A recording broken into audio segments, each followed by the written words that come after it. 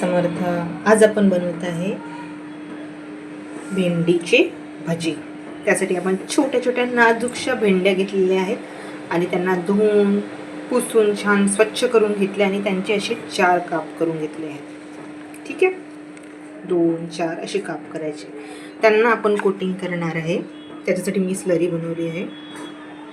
Cornflower, त्यात थोडं दही मिक्स केलेलं आहे, हळद, तिखट, मीठ, धने पावडर, जिरे पावडर असं. ठीक आहे, ही स्लरी तयार केली आहे. यात आपण आपली भेंडी डिप करू.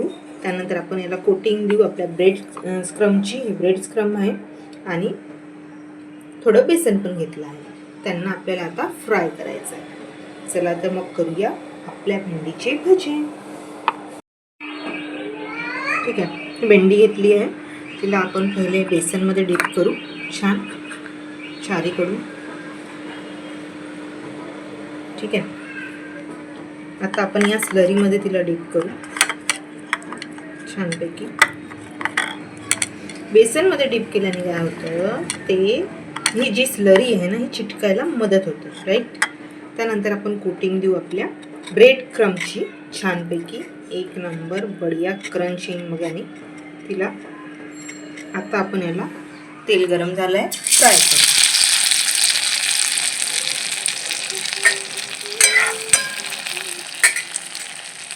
कमी आचे आपल्या एका साईडने झालेले आहेत बघा छान.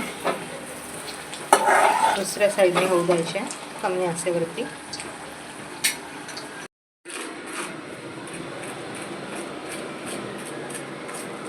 किती छान क्रंचचा आवाज येतोय ना.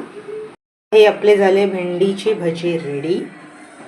बघा किती सुंदर दिसतात. क्रंच पण खूप छान आला. त्यासोबत मी शेजवान चटणी सर्व करते आहे. आपण यावर घालूया थोडेसे ओनियन, कांदे, सांबार गार्निशिंग करायला. चाट मसाला विसरायचा नाही. चाट मसाल्याने तर याला खूप सुंदर फ्लेवर येतो. थोडासा घालायचा. त्यानंतर थोडी तीळ. दिसतात ना एकदम बढिया. नक्की करून ट्राय करून बघा, तुम्हालाही आवडेल. अशा पद्धतीने आपले हे भेंडी भजी रेडी झालेले आहेत. शेजवान चटणीसोबत खायला खूप टेस्टी वाटतात. नक्की ट्राय करा. भेटूया नेक्स्ट व्हिडिओमध्ये. बाय.